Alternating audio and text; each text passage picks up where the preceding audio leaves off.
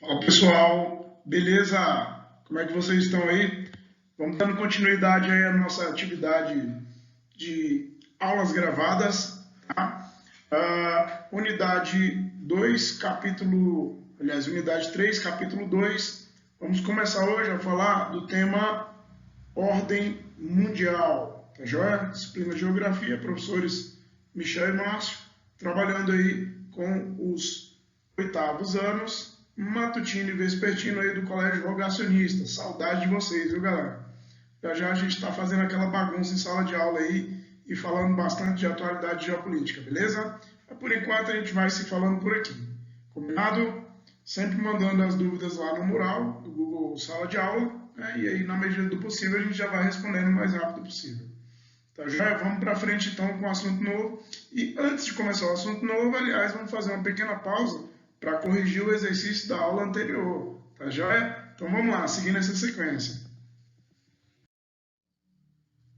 Então tá aí, pessoal. Correção de exercícios, página 66, questão número 1.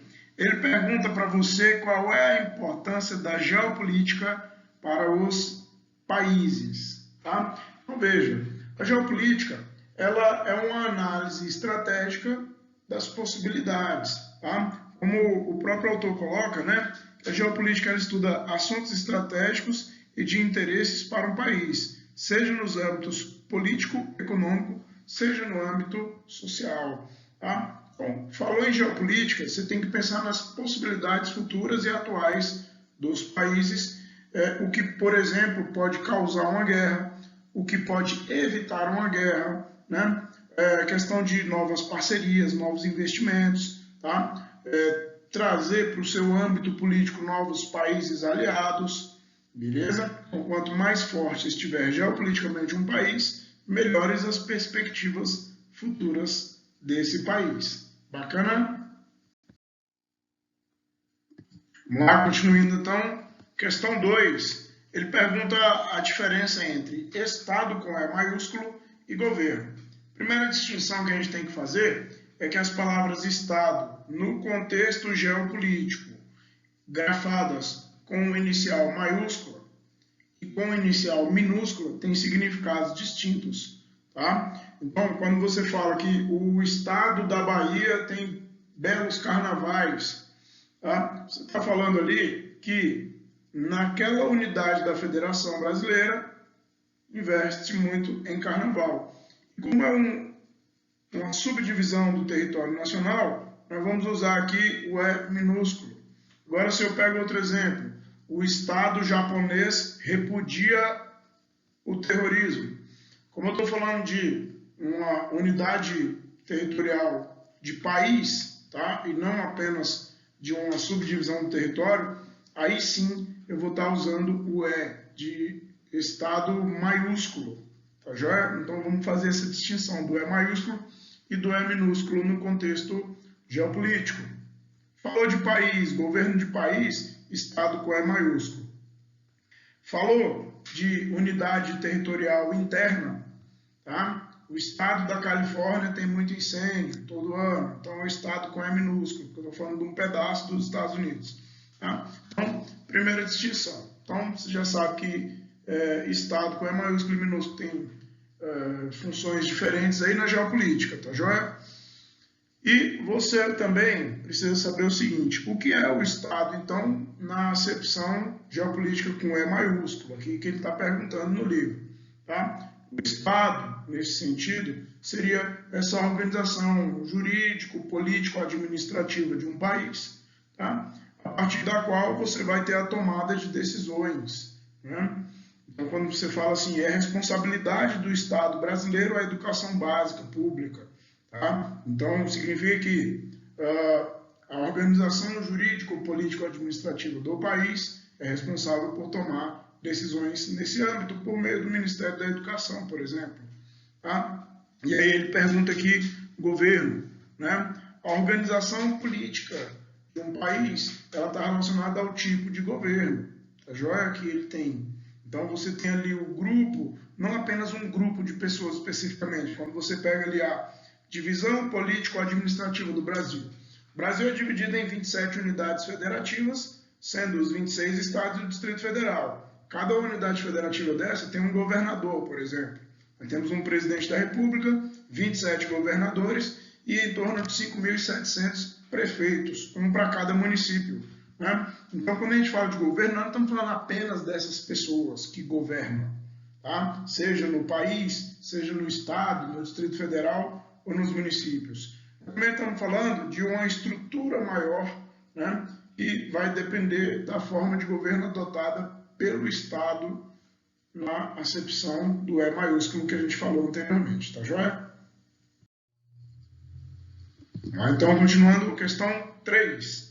Pergunta aqui o seguinte: uma nação pode existir sem Estado? E para você explicar isso aí, tá? Então, vamos distinguir aqui as coisas, né?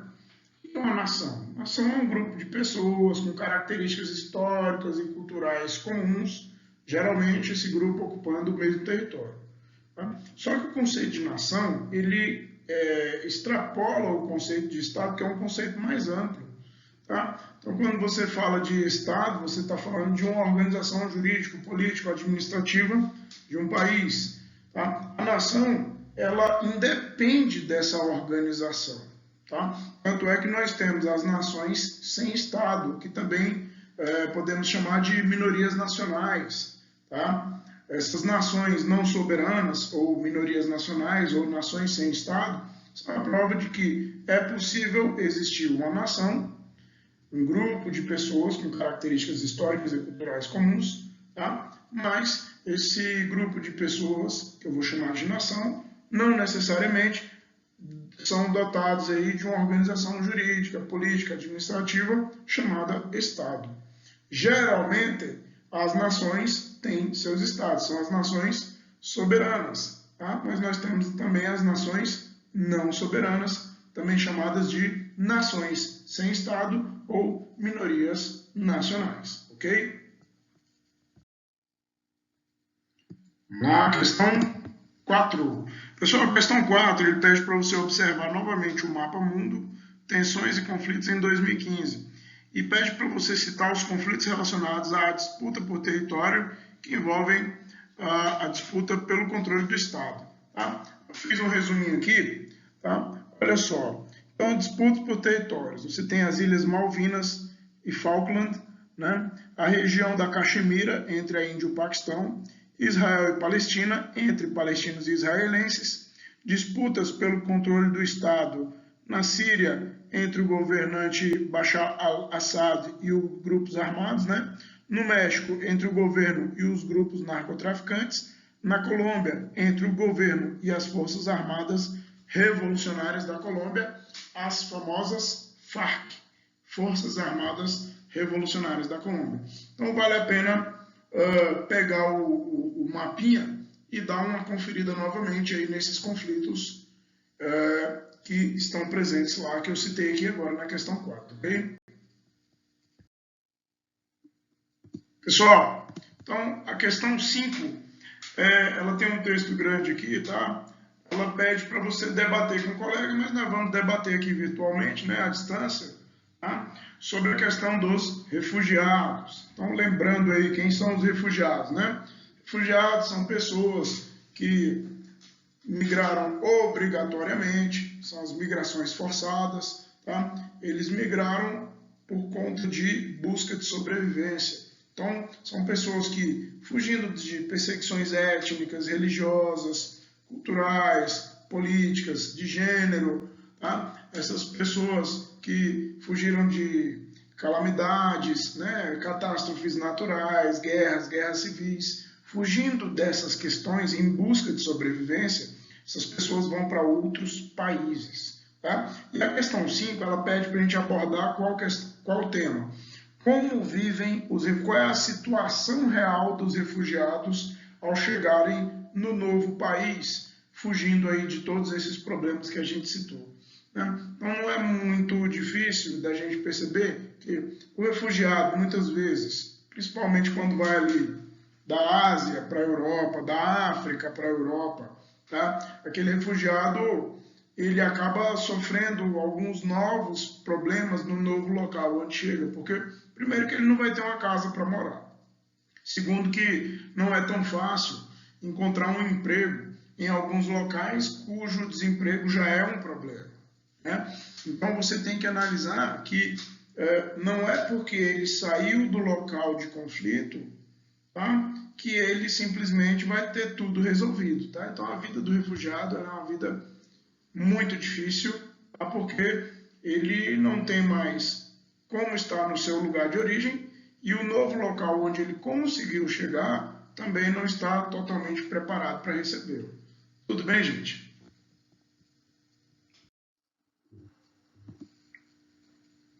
Vamos lá, pessoal, dando continuidade, então, questão 6. A temática geral da questão 6 é petróleo, né?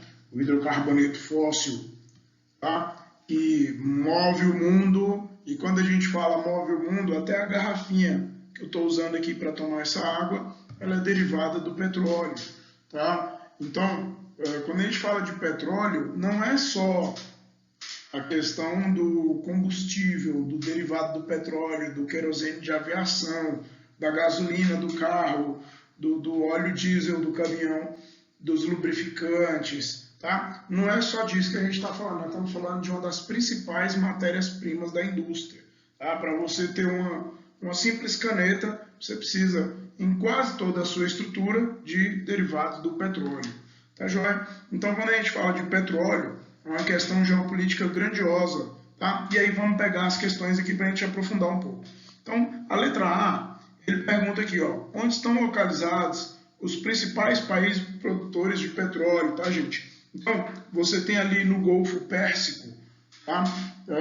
Na região do Oriente Médio, tá? A maior concentração de países produtores ali de petróleo. Você tem Arábia Saudita, Irã, Iraque, Iêmen, Omã, né? Emirados Árabes Unidos, tá? Essa galera aí, eles são grandiosos produtores de petróleo, tá bom?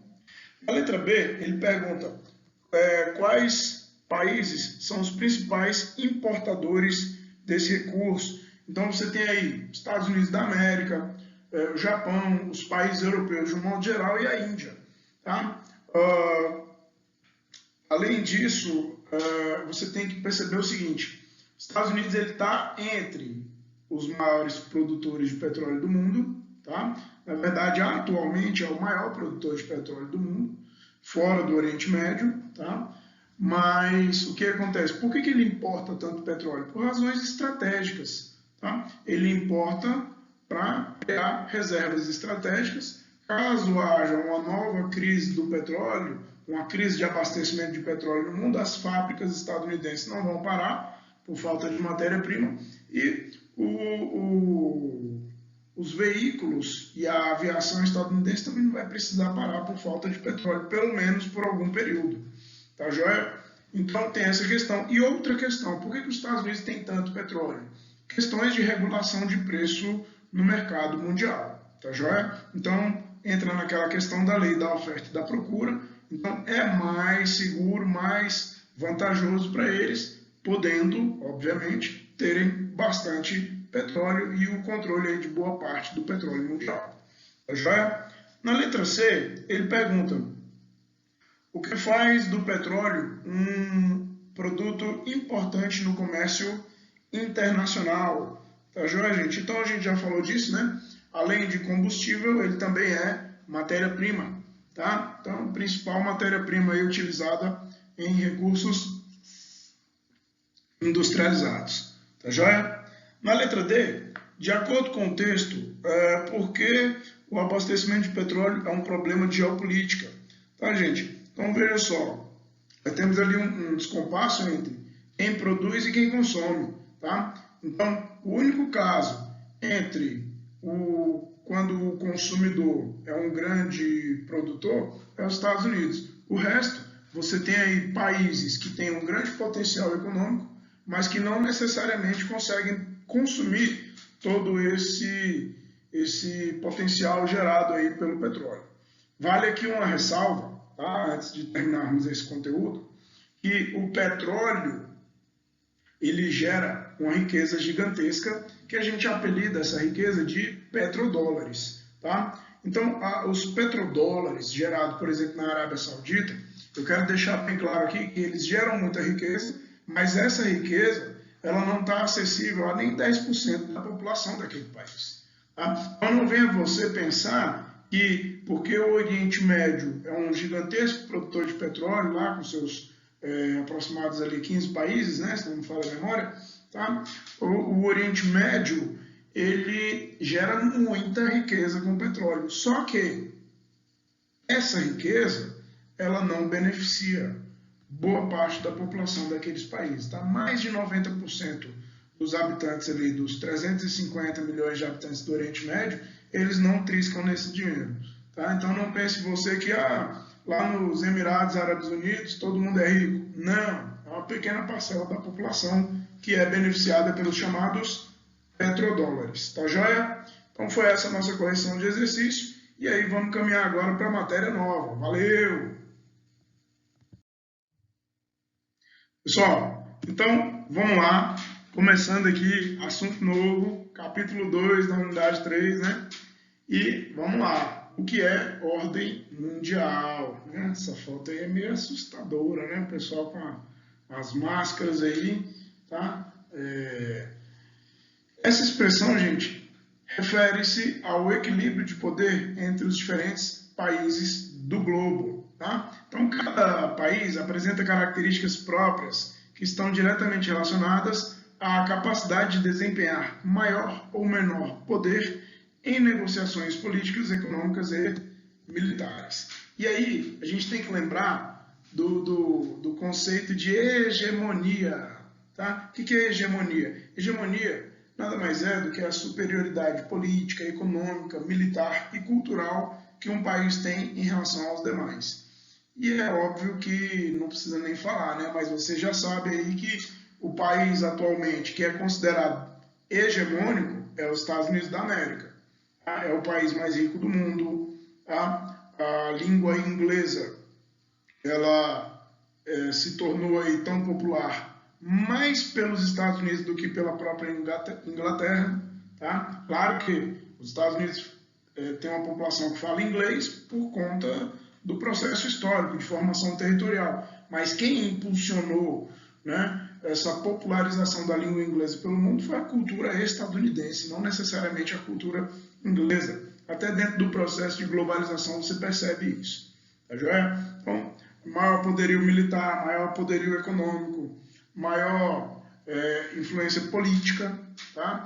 Então você vê que os Estados Unidos é um país que tem força política gigante, tanto é que faz parte do Conselho de Segurança da ONU como membro permanente, tá joia? Então, tá dentro aí dessa questão da ordem mundial, o conceito de hegemonia, tá joia?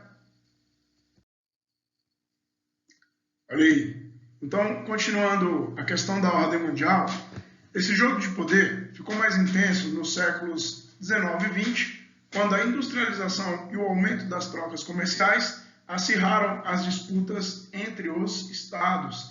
Então, veja, o mundo ele vem se desenvolvendo e lá por volta do século XV nós temos o advento do capitalismo, né, como um novo sistema político-econômico de organização dos estados. Tá? E aí nós vamos ter várias fases do capitalismo até chegarmos ao capitalismo industrial, após a primeira, a segunda, terceira revolução industrial. Tá? E por volta ali do final do século XIX, início do século XX, nós vamos ter essa intensificação do processo de industrialização, aumentando consigo ali o padrão de trocas econômicas, e isso vai estar levando determinados países a ficarem muito mais ricos, tá? E esses países vão estar buscando cada vez mais enriquecer dentro do processo conhecido como ordem mundial. Olá pessoal, então falar do mundo bipolar, né? Vou falar bem rápido aqui porque é um assunto que a gente já bateu também, o assunto da Guerra Fria, né? O mundo dividido em dois grandes polos de poder, tá? Por isso chamado de bipolar. Então você vai ter de um lado os Estados Unidos aí e do outro lado a União das Repúblicas Socialistas Soviéticas, URSS. também simplesmente chamada de União Soviética. Como é que eles nascem aí nesse contexto novo chamado mundo bipolar? E aí nós vamos chamar isso aí de a velha ordem mundial, né? O que aconteceu para o mundo se dividir em dois polos de poder? Então, rapidamente aqui, nós temos o fim da Segunda Guerra Mundial, por volta ali de 1945, e de 1945 até 1991, o mundo está dividido de um lado por países aliados do capitalismo liderado pelos Estados Unidos da América e países aliados ao socialismo liderado pela União Soviética. Tá? Então nós temos essa bipolarização do planeta e esse período bipolar também foi conhecido como Guerra Fria. Lembrando que o termo Guerra Fria está diretamente relacionado ao fato de, embora essas duas superpotências militares, Estados Unidos e União Soviética, terem um arsenal nuclear gigantesco, capaz de destruir várias vezes o planeta, tá? Esses armamentos não foram diretamente utilizados um contra o outro, porque seria o fim de tudo, né? O MAD, Mutually Assured Destruction, né? Destruição mútua assegurada, garantida. Então, não poderíamos ter um conflito entre Estados Unidos e União Soviética. Se um ataca, o outro revida, e aí é o fim do mundo. Mas nós tivemos as chamadas guerras por procuração, né? Por exemplo, Guerra do Vietnã, Guerra das Coreias, tá? E aí nós vamos ver que dentro desse período houve conflitos, mas não houve um conflito direto entre Estados Unidos e União Soviética. Ainda bem que não aconteceu esse conflito, tá joia? E muitos falam que a Guerra Fria acabou em 1991, com a extinção da União Soviética, 2 anos após a queda do Muro de Berlim, em 1989. Eu, particularmente, digo que, ok, para uma questão de vestibular, para um debate mais no contexto acadêmico aí, eu até diria que, ok, os livros dizem que a Guerra Fria acabou, mas eu digo que, atualmente, nós vivemos plena Guerra Fria. Né? Veja que talvez sejam novos polos de poder, como a gente vai ver nos próximos slides, mas os Estados Unidos, embora ele tenha em algum momento ali uma hegemonia política, militar, econômica e cultural em relação aos demais países, hoje nós começamos a ver no cenário internacional, dentro dessa ordem geopolítica, um novo equilíbrio de forças, quando você tem China com uma crescente investidora aí nas questões militares, a própria Rússia, que ela tem ali um exército, uma marinha e uma aeronáutica com produtos arcaicos, até sucateados, mas em quantidade e poder destrutivo também é bastante considerável.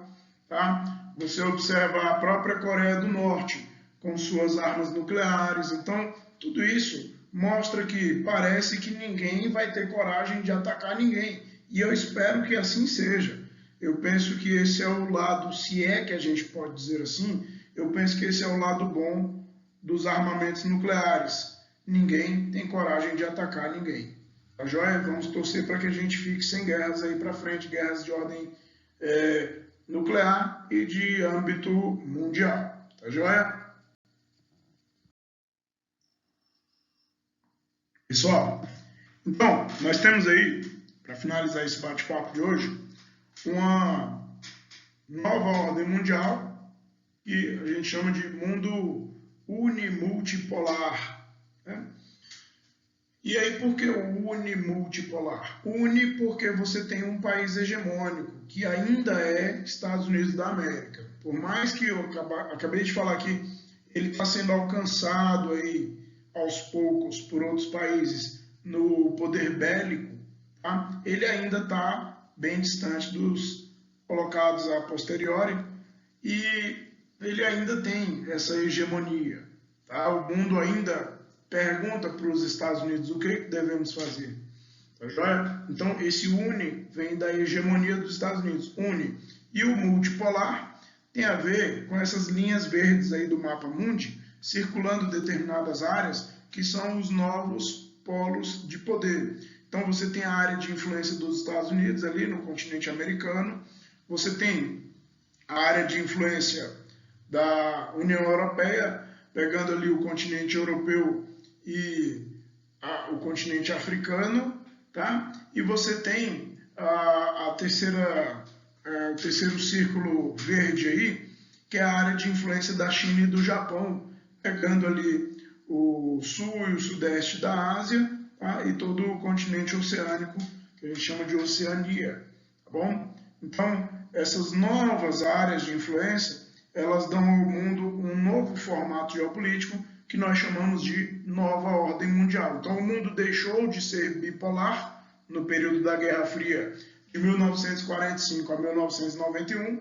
e passou, a partir da década de 1990 até agora, a ser um mundo unimultipolar. Então, o que é o unimultipolar? Você tem, por um lado, a hegemonia cultural, política, econômica e militar dos Estados Unidos, tá? Mas tem o surgimento de novas áreas de poder. Tá? Então, o mundo ele não está mais dividido em apenas dois lados. Agora você tem alguns outros componentes aí marcando essa força, tá? Dentro da nova ordem mundial. Beleza? Então tá, pessoal, chegando aí a mais um final de bate-papo aí. Como sempre, né, eu peço para vocês fazerem aí com muito capricho, tá? As questões 1 a 8 aí da página 73, tá? Peço aí também a leitura extremamente atenta das páginas 67 a 72, tá joia? Que são as páginas onde você vai encontrar esses assuntos aí que nós trabalhamos no nosso encontro de hoje, tá? Vou deixar registrado aqui para vocês, gente, que eu não estou entrando ainda com as aulas ao vivo, porque nas outras escolas em que eu trabalho, o horário também de aulas ao vivo fica incompatível, tá? Com a aula ao vivo do rogacionista. Então, eu poderia estar entrando à tarde, mas seria aí injusto com os alunos da manhã, né? Ter aula ao vivo só com os alunos da tarde e com os da manhã não termos aula ao vivo por enquanto, tá? Mas assim que possível, tá? Toda semana o meu horário muda nas outras escolas e assim que possível encaixar, nós vamos ter um bate-papo ao vivo aí, bem bacana, tô morrendo de saudade de falar com vocês, beleza? Então, de qualquer forma, galera, fica aí aquele abraço, tá? Desejo para vocês aí uma excelente semana, bons estudos, tá joia? E qualquer dúvida, estou à disposição de vocês. Vou lançar lá no mural atividades, esse dever de casa, para vocês estarem postando essa semana para mim aí as respostas, tá joia? E na próxima aula a gente começa fazendo a correção dessas questões aí, vocês vão ver que é um dever bem legal de fazer, tá joia? Bem cheio de curiosidades e bastante detalhes. Tá? Fiquem com Deus e um beijo. Valeu, tchau!